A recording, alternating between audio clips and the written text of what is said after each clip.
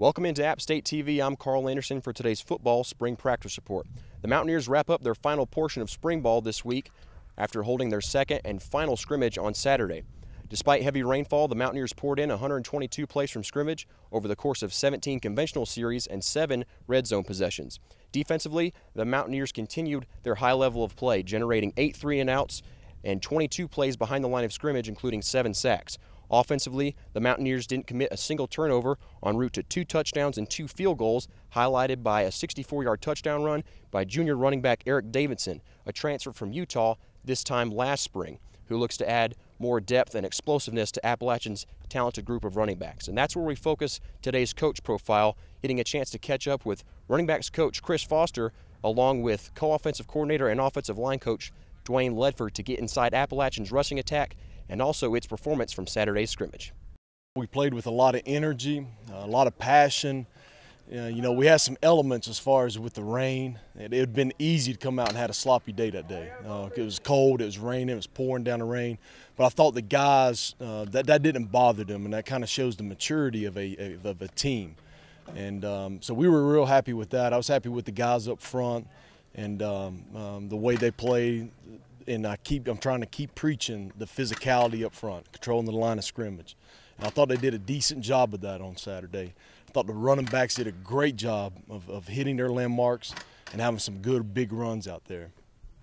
A Marion, North Carolina native, offensive line coach and running game coordinator Dwayne Ledford played his college ball at East Carolina University from 1995 to 1998 before embarking on a 7-year NFL career from 1999 to 2006.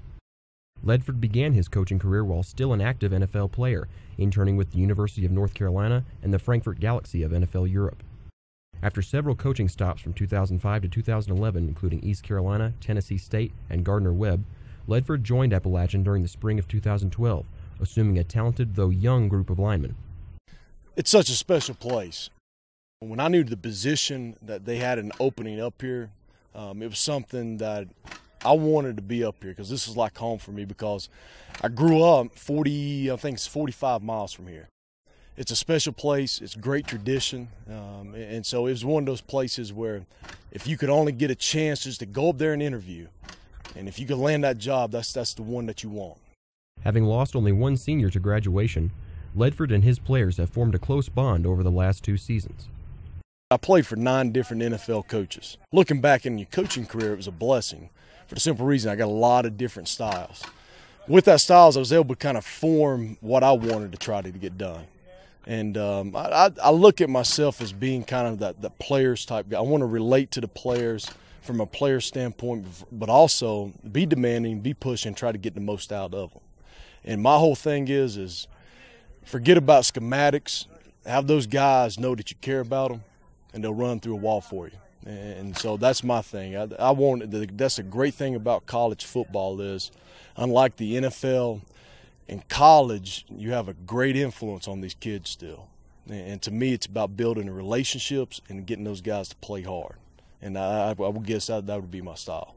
He's definitely a player's coach, and it's much different than I had my first couple years here. But he's been great, and he's really, when I look back on my career, the thing I'm most thankful for is the new offensive staff coming in, but really, in particular, Coach Ledford. I mean, it completely changed my outlook on, college football, my college experience completely.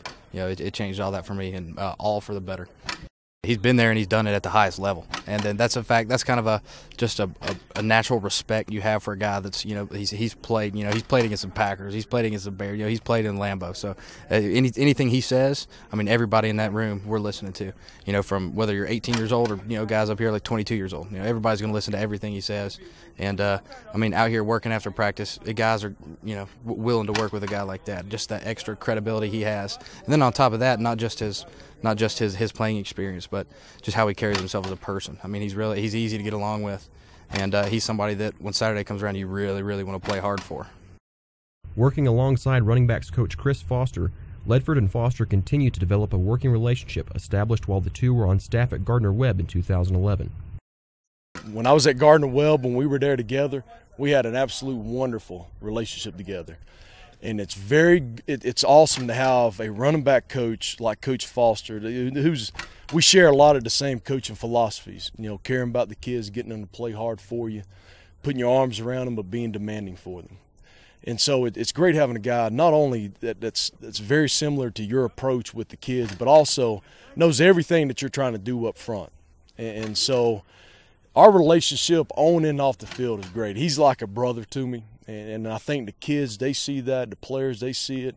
And, we have a great not only relationship on the field but off the field, and it carries on to our players because they see the type of relationships that we have. It's a family-like. And on the football field, Coach Foster knows right now, because we've been together for so long, the type of blocks I'm trying to get done up front, of telling the backs, hey, this is what Coach is trying to get done up front. You got to press your landmark. We stay together a lot after practice, especially during the season when we're game planning. And so he's a huge influence to me. He's a huge help, and I love working for him. They're so tight, and when you see that, I think you see the same thing between the running backs and the offensive linemen. I mean, you see how much they care about it, and if we get stuffed in the backfield for a run, I mean, it kills them. It bothers them. They'll be up here all night, trying to tweak things and fix a scheme to, try to figure out how to get 200 rushing yards every single game. So when you see it mean that much to two people that get along that well, it's really, it builds a camaraderie, from player to player as well. We got a great staff. We have a fun time together. Great kids up here. So I mean, I can't say enough good things about the place up here. A native of Chesney, South Carolina, and a former standout at Gardner-Webb, running backs coach Chris Foster spent the first 8 years of his coaching career with his alma mater, serving as the Bulldogs running backs coach from 2004 to 2011. Foster fulfilled many roles during his time with the Bulldogs, serving as the team's primary academic advisor and top recruiter. While a running back at Gardner-Webb, Foster led his team in rushing as a junior and senior, earning all Big South recognition in 2002 and 2003. At the time of his graduation in 2004, Foster ranked 6th in Gardner-Webb history for rushing yards and remains in the top 10 for almost every rushing statistical category.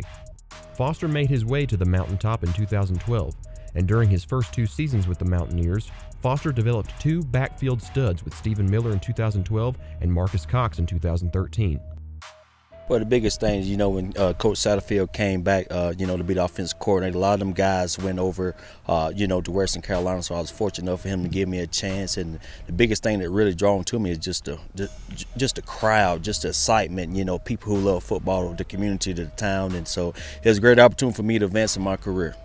It's more to it than football. It don't matter where you at. And so, it's about building a relationship with the kids on and off the field. So I love to spend time with my kids, like this past spring, we went bowling. So it's the little things to me that goes a long way. One of Appalachian's youngest coaches on staff, Foster brings a consistent energy and fire to his players. Very intense, very passionate, very intense. And because to me, my guys are going to play that way. I'm a extension of my guys, so I want them to play that way. So that's how I coach. He pushes all of us to be the best we can. That's what he preaches every day, to come out, work hard, and do the best that we can. So I was just thankful for the opportunity that he gave me. And then as the season went on, he just kept working with me, kept pushing me, and telling me just take a week at a time. Don't let what happened last week affect this week, because every week is a new week. So with that, he's a great mentor, a great coach. Appalachian has one more practice this week before holding its second annual spring game Friday night. Remember, kickoff is set for 7 o'clock.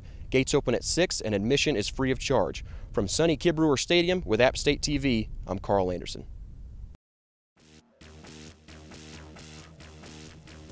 Stay in the loop on broadcast schedules, content updates, and other news straight from the booth by following the Appalachian IMG Sports Network at AppSportsNet on Twitter.